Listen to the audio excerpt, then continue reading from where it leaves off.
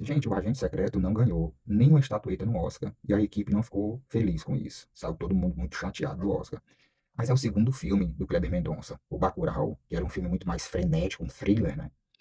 Já teve uma projeção internacional é, relevante, e o melhor filme no Festival de Munique, por exemplo, e vários outros prêmios internacionais. E o Agente Secreto, apesar de não ter trazido nenhuma estatueta, também arrebentou. Foi o melhor filme no festival, no Globo de Ouro, melhor filme, prêmio do júri no Festival de Cannes, melhor ator no Festival de Cannes.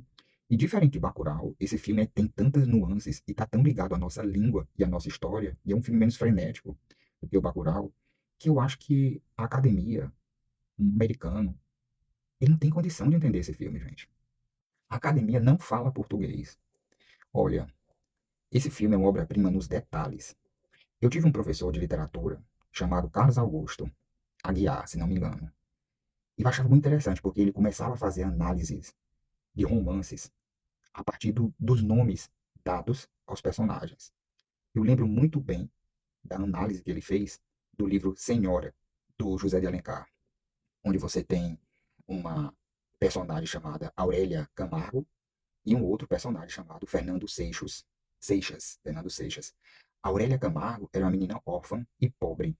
Fernando Seixas era um cara, um alpinista social, um cara interesseiro, desprezível, que acabou o namoro com a Aurélia porque ele encontrou uma pessoa rica. Só que a Aurélia ganhou na loteria. E aí ela resolve ter de volta esse velho amor, só que para humilhá-lo.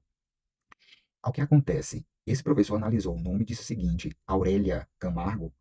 Ele pegou o radical, a raiz do nome Aurélia, áurea, quer dizer ouro, pedra preciosa. E Fernando Seixo, pedra vulgar, aquelas que a gente encontra nas estradas de areia, carroçáveis, onde passavam carroças.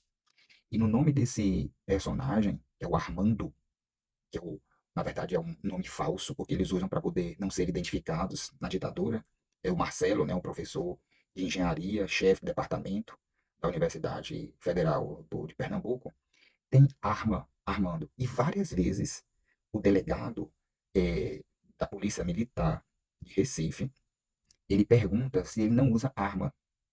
Então, o Armando é alguém que está numa espécie de lado oposto da ditadura, mas desarmado. Desarmado.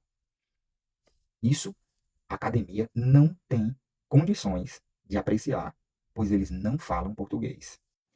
Outra coisa que gringo não tem condições de saber é que na nossa ditadura tinha empresário que financiava o desaparecimento de pessoas, como é o caso do Girotti, genovês, né, descendente de italiano, genovês, e é o cara que sabota o desenvolvimento da indústria nacional.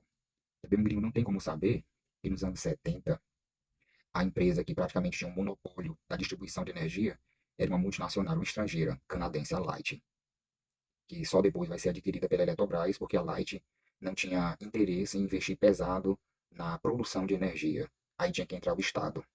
Então ela foi adquirida pela Eletrobras, mas só em 79, e o filme se passa em 77.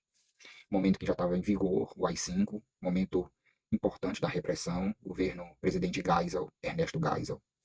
Mas o gringo não tem como saber de muitas coisas, né?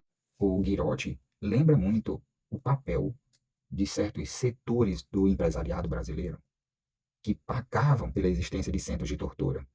Ele paga para eliminar pessoas que, na verdade, nem intelectual é um pesquisador. Ele não é um intelectual engajado, militante. Ele é um simples pesquisador de um departamento técnico de uma universidade pública que fazia pesquisas sobre baterias de lítio e eletricidade, quer dizer, sobre carros elétricos. O Brasil foi um país pioneiro na produção de carros elétricos. Outra coisa, a presença de um delegado estrangeiro, alemão, o delegado Heimann, o ator que faz o papel desse delegado é o Udo Kier. Também um outro dado que o gringo não tem, porque na ditadura militar, toda a expertise sobre ter tortura, perseguição mais refinada foi feita a partir de treinamentos com estrangeiros, com norte-americanos, sobretudo, né? Então você vê aí que aparece um cara que é na delegacia brasileira, um cara que tem experiência, não sei ali se aquilo era guerra, não lembro da referência. Mas esse dado aí, a colaboração estrangeira na ditadura brasileira, que a gente vai ver e vai passar batido pelo gringo, ele também não tem como apreciar. Outra metáfora que o filme traz, que o gringo não tem como apreciar é o fato de que tudo se passa no carnaval. Quer dizer, o carnaval é uma metáfora que aquela violência que se exercia lá contra o Marcelo, contra o Armando, né? Ela não parece violência, ela é disfarçada, porque ele está no meio da multidão correndo ali. Então, isso também não tá, isso passa batido pro gringo, gente. Então, eu não sei porque que o Wagner Moura ficou chateado, porque um gringo não tem condição de entender esse filme. Outra coisa que chama atenção é a relatividade da memória. O Fernando, que é o filho do doutor Armando, que se encontra dentro do carro no início do filme, e o pai, e conta pro pai que já não lembra da mãe, e tá pedindo pro pai ficar com ele, etc. Quando ele está adulto, está em frente ao hemocentro, num hospital, né, de sangue, centro de coleta de sangue, se eu não me engano, ele é o médico do hospital, e ele recebe uma pesquisadora, a Lúcia, é Bia, o nome dela. E ela entrega o pendrive para ele, e ele diz: essa história tem mais importância para você do que para mim. Então, essa relatividade da memória. Outro momento que aparece esse tema da memória no filme eles estão num carnaval, né? Quer dizer, a ação se passa em 1977, em pleno carnaval, no Recife, e os jornais produzem um- lendas urbanas. Os jornais têm uma enorme tiragem. As pessoas fazem fila, né? As pessoas se amontoam em frente dos jornais para ler sobre a perna cabeluda. Então, quer dizer, a memória, não tem a memória da ditadura. A memória dos dias vividos é uma outra coisa, né? É uma outra coisa. É uma coisa que é inundada a memória é inundada pelos meios de comunicação, com coisas completamente estranhas à realidade.